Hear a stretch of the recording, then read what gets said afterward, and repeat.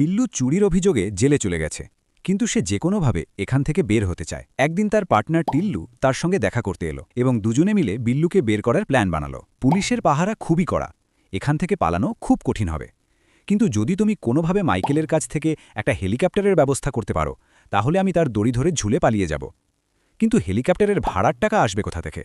আরে মাইকেলকে পরে টাকা নেওয়ার কথা বলে দিও, তারপর পালিয়ে গিয়ে তাকে ভয় দেখিয়ে তাড়িয়ে দেব।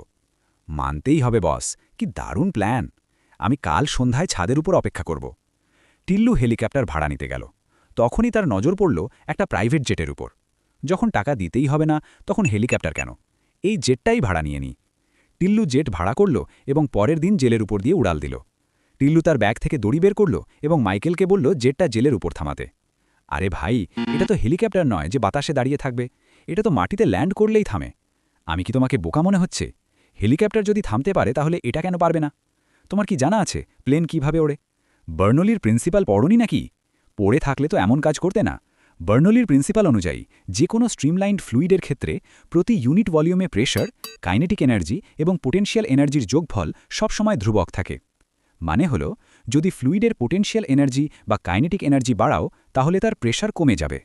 হেলিকপ্টার আর এয়ারপ্লেনের উইংয়ের আকৃতি এমন হয় যে যখন বাতাস তাদের সঙ্গে ধাক্কা খায়, তখন একই সময় উপর দিয়ে বাতাস বেশি দূরত্ব অতিক্রম করে আর নিচ দিয়ে কম। এই জন্যে উপরের দিকে বাতাসের গতি মানে কাইনেটিক এনার্জি বেশি হয় এবং নিচে কম হয়। প্রায় একই উচ্চতায় থাকার কারণে আমরা পোটেনশিয়াল এনার্জিকে উপেক্ষা করতে পারি। তাহলে এখন এই দুইটি বাতাসের স্ট্রিমের মেকানিক্যাল এনার্জি সমান রাখতে উপরে প্রেশার কম হতে হবে এবং নিচে বেশি।